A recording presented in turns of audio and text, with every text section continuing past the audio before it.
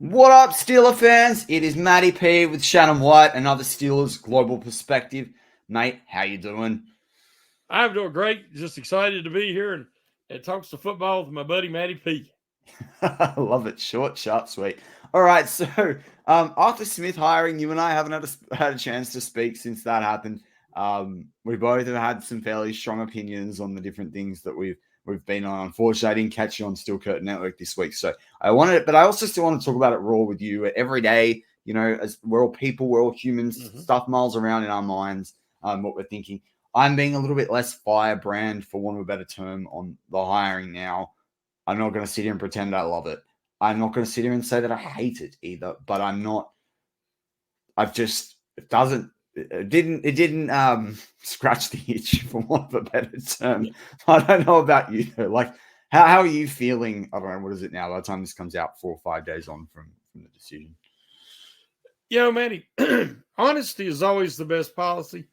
Yeah. Because if you're an old hillbilly like me, I can't remember if I say something and try to be politically correct 1 minute, then I'll forget what I said and I'll say something opposite later. So, with me, you always get the honest answer because I'm not smart enough to remember the lies.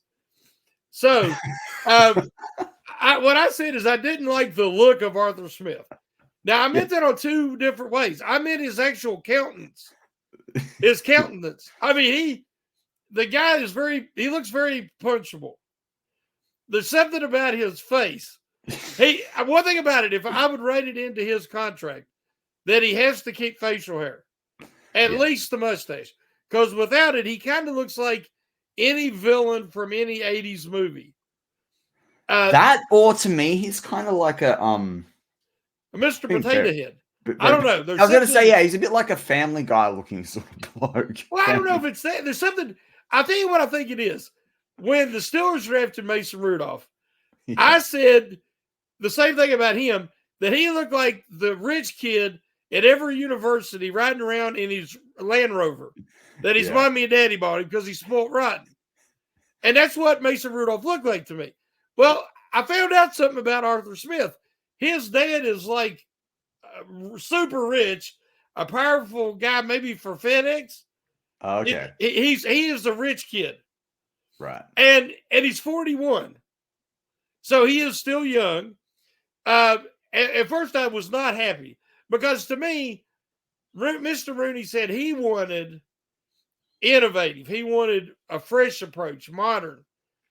To me, Arthur Smith is a throwback.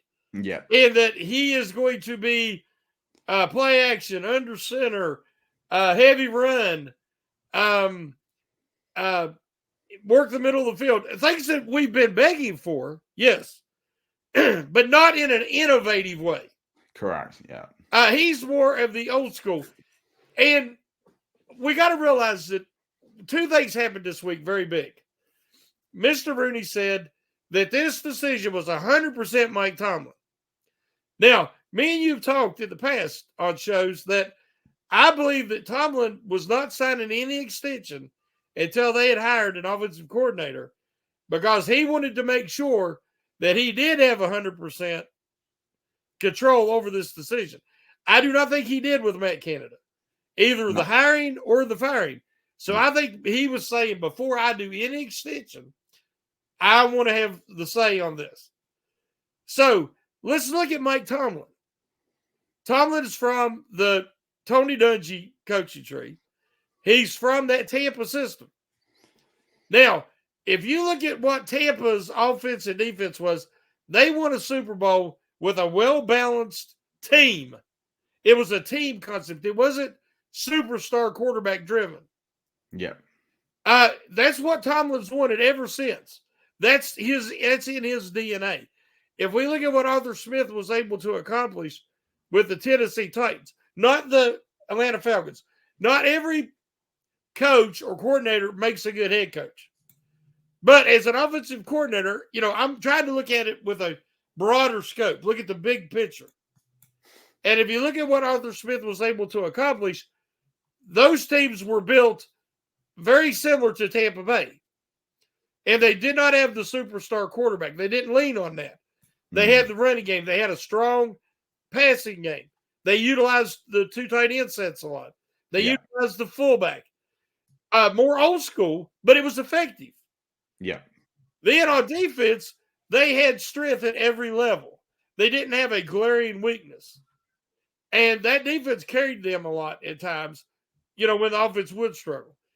So I think that Tomlin sees in Arthur Smith the offensive coordinator that fits his vision.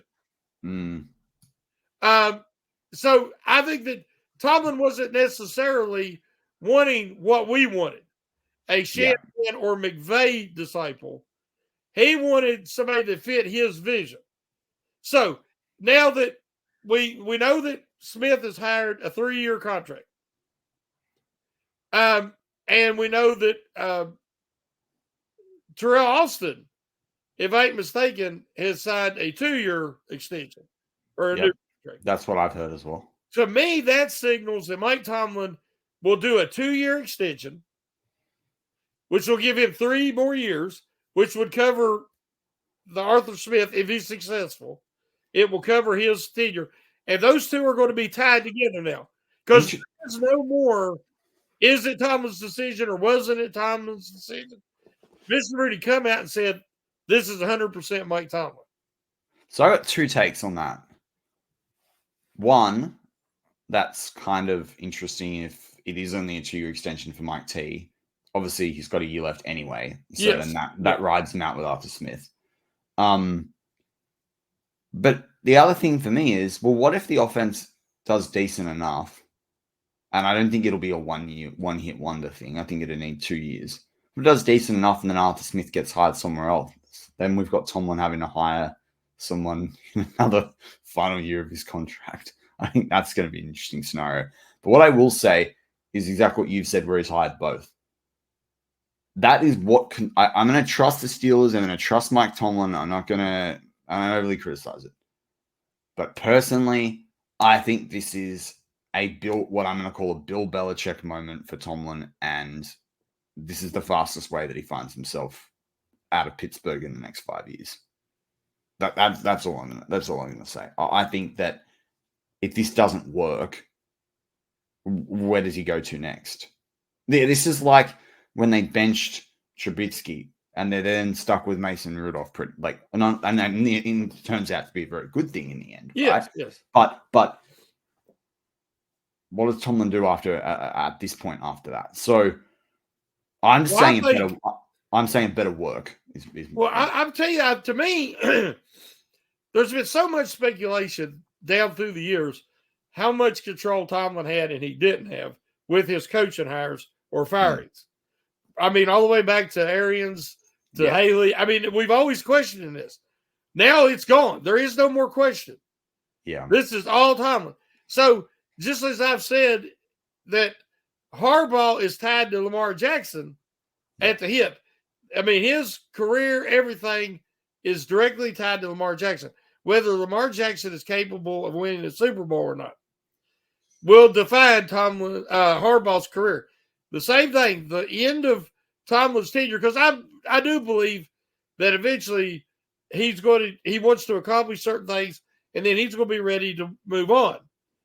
And I believe that he wanted to make sure before he signed any extension that this was, he is calling the shots. This will be his team. And now that they have got Arthur Smith, they got the guy that I believe Tomlin wanted. And now they know what kind of quarterback they need, what kind of offensive line they need to look for. They're starting to answer some questions that we've been asking. So I believe that Tomlin is at the point in his career, he didn't want to start over, basically trying to learn and adapt to a new Shanahan, McVay, that type of what I call modern day offense. And he wants one more run at it, one more go at it with what he considers his philosophy. I'll say 2 things I do like about the decision. I do like about the decision is that the guy at least sound like he was a bit sought after. But I mean, that's kind of like a half answer. But the first thing I like about it overall is he fits at least what Steelers personnel are on the roster right now. It's not a complete shakeup. That for me is huge. And the second part, like an extension of that, point number 2, they don't need to go and get a new quarterback to fit his system. And I think that was one of the big issues I said when they were supposedly going to interview Cliff Kingsbury, because I did a show on the channel which did pretty well, where I said which quarterback fits which OC candidate, which I know you saw. And so when I did that, I'm sitting there going, there's no Cliff Kingsbury quarterback out there. Like that, there's no, unless they go and draft a guy in one of the first 2 or 3 quarterbacks in the draft. They don't have that guy. And even then, I don't really think, I mean, apart from really Caleb Williams, and the Steelers have no way of trading up into that spot, they're not going to do that. And they'd have to sell the farm and it wouldn't make sense. So at least the thing I think that is helpful is that we're going to utilize some strengths on the Steelers team, and that's why I talked about a tight end in the video, which I just that came out on the channel less than 24 hours ago on the Senior Bowl. And someone questioned me in the comments, why would you pick a tight end? Well, because I think the Steelers need another pass catching tight end. I don't think they've got 3; they've got 2, and even then, Connor Hayward's a fullback, so I don't think it counts. But my point being is that at least Arthur Smith fits on the roster. They don't have to go out and get some new quarterback to fit the system. From my opinion, they got another chance to work with Kenny Pickett, and I think other guys that were potentially available, more, Zach Robinson, go off the market pretty quickly. But even Clint Kubiak, I kind of wonder whether he would have gone, well, I want to draft a guy as well, or we need to go after this guy free agent. So at least there's less rocking the boat. Steelers did make the playoffs. They were in it, in different personnel and a fit Holcomb and a fit Quan. I feel like that game's a bit different and a better cornerback. I know there's several pieces they're away from, but they still won 10 games. I know they won games they should have lost. They also lost games they should have won, right? So I think I call it equal. But at the end of the day, they're a double-digit win team that made the playoffs, that at least gave the Bills a decent enough scare, and came back in that game. They're 4 or 5 pieces and a much better offensive scheme away from doing that.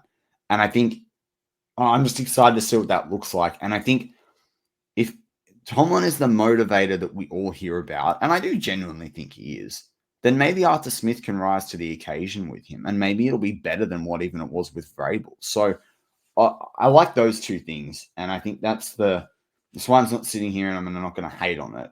It just doesn't, as I say, it doesn't inspire me. But if it keeps Kenny Pickett's number, if Kenny Pickett can run a successful offense as a result, and it keeps his cap number down when it comes to re-sign him, then fine. That's the philosophy.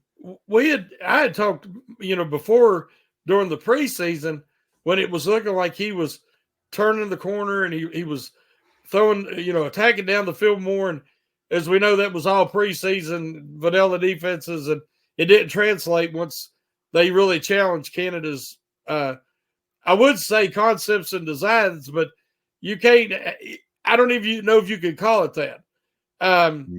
And we had a comment last night on our Pump Your Brakes podcast that a guy's like, well, Rudolph was successful in the exact same offense. I said, totally wrong. That's inaccurate. Pickett had one game without Canada. One game where Sullivan and Faulkner, their first chance to try to call plays, and they called plays down the middle of the field to the tight end to Fairmuth.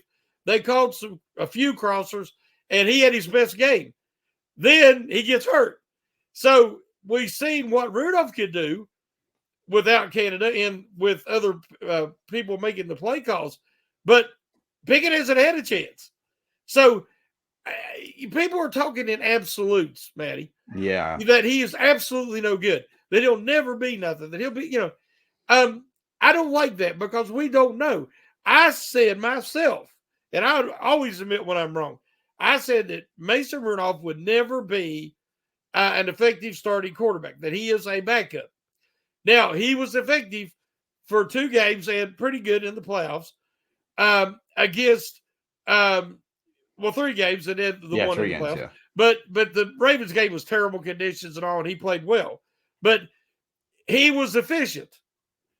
He did what was there. He took what was there against really bad defenses. Cincinnati gave up more big plays than any team in the NFL last year, and he took advantage of that. I expect that from my 6-year veteran. Yeah. I expect that from a guy who's been in Canada's offense longer than anybody else. I expect that from somebody who learned behind a guy who was an all-time great in Big Ben Roethlisberger. So Pickett never developed at all under Canada. If anything, he regressed. And I don't know what he'll be. It would be wonderful if he could be the answer, because as you say, he keeps the cap much better. And if he does become a guy who can be efficient, it'll keep his cap hit down when they do have to make a decision. So, it's better that he didn't break out to be a superstar immediately if you're thinking long-term, because they still have to build this roster.